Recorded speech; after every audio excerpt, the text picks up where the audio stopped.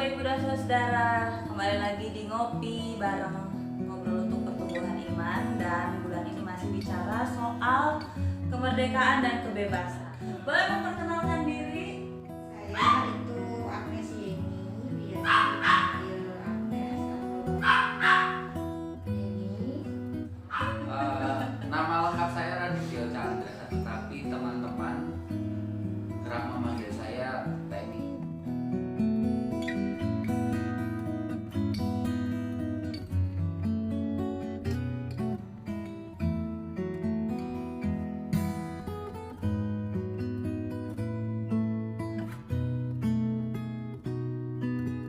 Kebebasan yang mungkin bisa kebebasan yang murid dapatkan di sini ialah dalam hal yang sepele, yaitu memanggil guru. Kalau di sekolah formal, memanggil guru biasanya dengan sebutan Pak, Bu, Miss, atau Mister. Atau kalau di sekolah Mandarin, Sir. Nah, tetapi di sini kami membebaskan murid memanggil kami dengan sebutan siapapun. Saya di sini dipanggil, ada yang manggil saya Pak, ada yang manggil saya Mister, ada yang manggil saya Koko, terus ada yang manggil saya Kak. Om ada nggak Om? Om belum ada. Belum. Om belum ada. Belum cocok berada di Belum Om. cocok. Ya, kenapa begitu? Karena ketika orang memanggil sesuatu, memanggil seseorang sesuatu, ketika orang memanggil seseorang, saya lihat di sini ada faktor kebutuhan emosional. Jadi bukan malah justru menurut saya lebih dari sekedar faktor emosional, tapi ada satu kebutuhan yang dia butuhkan ketika dia memanggil itu. Ada Relasi mungkin. relasi, ya, Kekeluargaan. Dia di rumah kehilangan sosok seorang ibu. Ada murid kami yang ibunya meninggal dan dia kehilangan sosok ibu. Dia memanggil Miss Yeni ini dengan sebutan ibu. Padahal teman-teman lainnya memanggilnya juga Ci atau Miss, tetapi dia tetap manggil dengan ibu karena dia membutuhkan sosok seorang ibu yang selama ini dia tidak dapat. Atau Mah? Atau mama.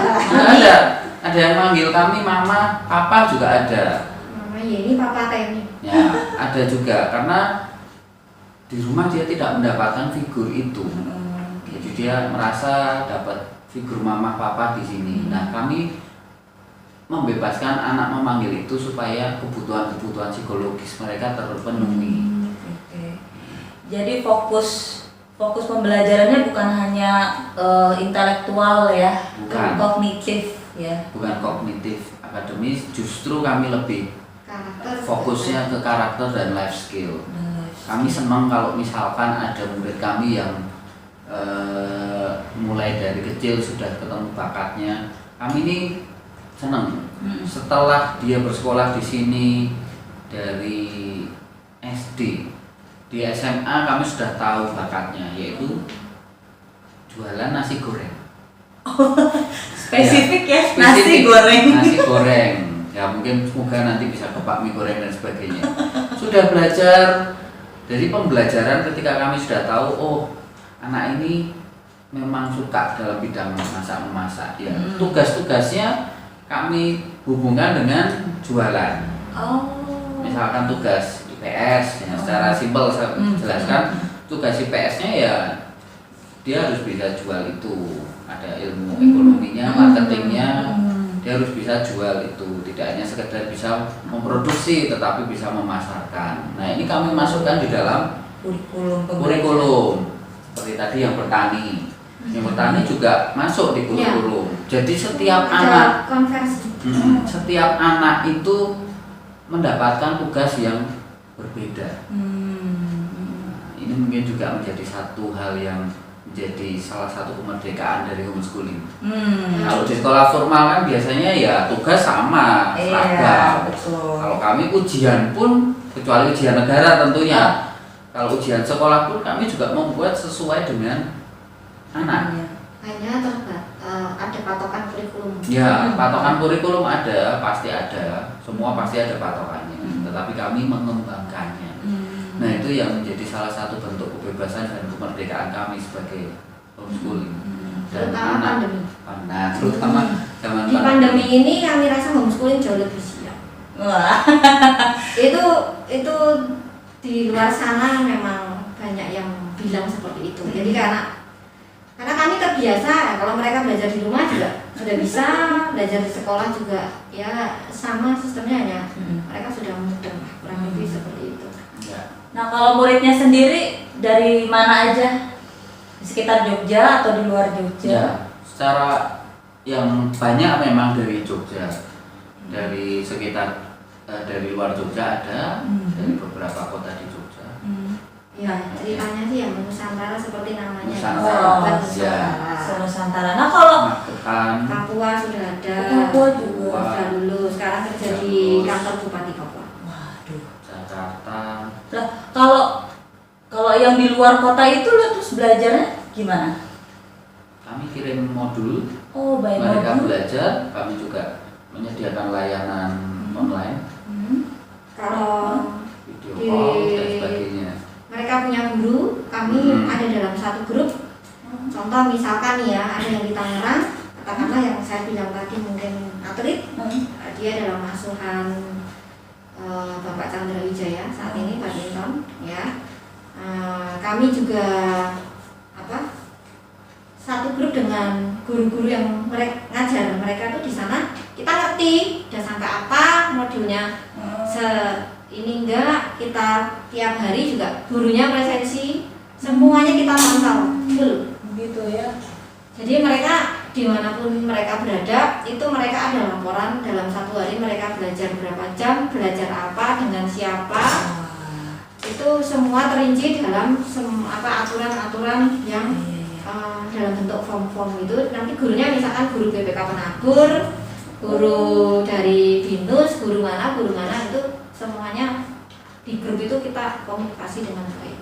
Wah, ini sih Kurang lebih seperti lebih itu. dari belajar di rumah yang sekarang lagi harus diwajibkan ya, ternyata luar Jadi biasa. memang secara via email, secara apa itu semuanya terpadukan dan terintegritas serta dapat dikonversikan menjadi sebuah satu dasar ilmu yang sesuai dengan kurikulum yang ada. Dia berjalan, tapi ini juga berjalan, ini lalu disinergikan, kita juga sinkronkan, jadilah sesuatu yang akhirnya anaknya jauh lebih jadi gitu. Nah, Ya. dari 16 tahun perjalanan, tantangan terbesar, terberat apa sih yang pernah dialami? Yang jelas tantangan terberatnya itu kita swasta ya, kita bukan negeri, kita cari duit sendiri, yang notabene jatuh dan bangun dengan berbagai segala jenis ini. Ya kami juga, kita nggak bisa bilang tidak pernah jatuh, kita sering jatuh, tetapi kita berusaha untuk bangkit lagi. Terutama kemarin kita juga habis akreditasi, itu bukan hal yang mudah bagi kami. Akreditasi kami baru disahkan oleh negara setelah sekian lama kami berjuang, dan itu bukan hal yang mudah untuk kami, dengan proses yang lurus tanpa nyogok kasarnya gitu ya. Itu baru Desember ini keluar akreditasi kami untuk berlaku 5 tahun ke depan. Dengan segala keterbatasan kami, dengan tempat kami yang kecil, kami selalu terbuka ya dengan pendaftar. Apa yang kamu butuhkan? Kalau kamu ingin gedung mewah, ya kami memang tidak bisa memenuhi itu karena kami tidak memiliki gedung yang mewah. Tapi kalau kamu menginginkan kualitas yang anakmu bisa terhandle dengan baik, anakmu bisa terangkul, terpeluk dengan oke, kita bisa layani itu. Banyak seperti itu berarti. Ya kendalanya saya juga sebagai orang Nasrani kadang banyak kendalanya. Tapi yang sekarang lagi dirasakan terberat itu adalah soal ini ya, pembiayaan begitu ya. Kurang lebih ke kalau pandemi ya, kayak kita benar-benar semi benar-benar pelayanan full. Karena satu sisi kita tidak bisa menuntut mereka untuk membayar yang full gitu. Itu kurang lebih sama tempat ya, karena kami nggak punya tempat, kami masih sewa. Nah, kami pernah jatuh berulang kali dan bisa bertahan itu bagi kami sudah ya luar biasa. Nah, tempat itu sebenarnya ya kalau pandemi seperti ini sih mungkin tidak terlalu signifikan ya. Tapi kalau begitu sudah masuk grup, nah itu yang Oke. kita. Kak Temi juga ngerasain sama tantangan terbesar, terberat. Ya, tantangan terberat itu ya pasti banyak hal ya yang bisa menjadi salah satu yang sudah dibicarakan tadi. Kalau saya juga kadang menjadi tantangan terberat ialah ketika merasa bahwa apa yang saya ajarkan kepada anak itu tidak masuk, tidak sampai. Itu saya pernah ada ngajari anak selama 1 tahun, satu buah topik itu tidak bisa diterima dengan baik, sampai saya Dengan berpikir segala metode. ini apa saya memang nggak bisa jadi guru kok ngajari anak ini. 1 tahun nggak bisa, 1 tahun masih lupa, masih belum menguasai. Kadang saya berpikir seperti itu yang kadang jadi tantangan terberat saya, walaupun ada berkat dibalik semuanya itulah. Ada satu tanggung jawab moral ya. Tanggung jawab Yang moral kita dan benar-benar kayak merasa, aduh, kok nanti kalau kita nggak bisa nyamoni ya, maksudnya kan Ya. kalau bahasa kita mau nyamoni apa ya supaya anak ini nanti gede itu Mandiri. jadi tidak bergantungan orang tua. Jadi kita merasa bersalah kadang si anak ini, aduh, gimana ya, sudah kadang deg-degan, aduh ini sudah SMA kok belum maksimal seperti yang kita harapkan. Gitu. Itu tanggung jawab moralnya itu kayak yang berat. Walaupun ada pepatah yang mengatakan tidak ada murid yang bodoh, tetapi yang ada hanya guru yang tidak bisa mengajar. Tapi kami rasakan di sini ya, enggak tahu itu. Rasanya juga benar. Saya sudah ngajar setahun dengan berbagai macam metode, mosok nggak bisa juga. Kadang itu tantangan, jadi kami merasa aduh gimana ya, kita kadang merasa down karena kita merasa gagal jadi seorang pengajar pendidik. Nah, yang bantuin untuk ngajarin selain ada kalian berdua, Kami punya beberapa pendidik di sini. yang kalau kami down pun mereka ikut down. berapa banyak Berapa ya? guru-guru? Kurang lebih 7. ya 8 lah. Oh, 8. Dengan jumlah siswa yang kalau digabung secara keseluruhan itu dengan tempat kecil ini kurang lebih 75 sampai 80. Itu kita sebenarnya tidak membutuhkan guru yang pandai, kita tidak membutuhkan guru yang pintar, kita tidak membutuhkan guru yang dengan berbagai titel, tapi kita butuh hati. Butuh hati yang benar-benar memang dia mau untuk memberikan, mau capek, mau lelah untuk anak didiknya. Nah, harapan ke depan yang jadi apa ya, semacam ya impian, Mimpi. Apa Bapak Temi? Harapan ke depan ya tentu pastilah kita ingin semua bisa sekolah ini bisa berkembang dengan lebih baik dan lebih bagus tentunya. Di kedepannya kita juga punya mimpi untuk murid-murid kita, anak-anak kita itu menjadi anak yang berguna bagi nusa dan bangsa. Dan untuk tentu kami juga punya harapan untuk diri kami sendiri. Saya juga berharap dengan ini bisa menambah kadar keimanan saya. Iya, karena gimana pun juga kalau ngomongin soal pribadi ya, sebagai lulusan teologi itu pasti juga orang dilihat, kamu kok nggak jadi pendeta malah jadi guru. Itu juga menjadi sebuah tantangan tersendiri bagi kami. Nah, harapan saya juga ya dengan begini pun saya lebih bisa nanti kedepannya bisa juga mengembangkan diri sebagai seorang teolog yang bukan di gereja tentunya. Dan di sekolah saya juga menemukan banyak sekali pergumulan-pergumulan teologis. Ya, misalkan orang tua yang punya anak yang psikofren. Mungkin hal semacam itu tidak saya temukan di gereja, tetapi di sini saya menemukan bagaimana dia bergumul untuk menerima anaknya, bagaimana dia bergumul untuk berhadapan dengan keluarga besarnya, bagaimana dia bergumul untuk berhadapan dengan teman-temannya. Dia single mom punya anak yang psikofren seperti itu, dan itu satu-satunya anak. Nah, saya rasa itu menjadi pergumulan teologis yang cukup berat bagi dia. Itu baru satu kasus, padahal banyak sekali kasus-kasus yang lain di sini. Nah, saya justru di sini juga belajar lebih nyata sih ilmu teologi, bukan ilmu teologi.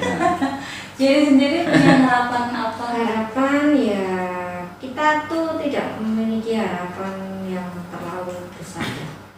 Kita mau, kalau saya pribadi, apa yang udah Tuhan kasih saat ini itu bagi saya sudah luar biasa. Dengan apa yang Tuhan titipkan kepada kami saat ini, kemudian kita bisa menjadikan apa yang Tuhan titipkan ini menjadi baik, menjadi sesuatu yang memang Tuhan maui, itu bagi saya sudah besar di mata Tuhan. Maksudnya kalau di mata manusia kadang kan melihatnya gedung yang mewah, banyak cabang, banyak murid, itu mungkin harapan saya sebagai sisi manusia itu manusiawi ya. Tetapi dengan kondisi kita yang ada aja lah, maksudnya detik ini, saat ini yang Tuhan kasih saat ini seperti ini ya, berarti Tuhan sedang mempercayakan kepada kami ya sebanyak ini.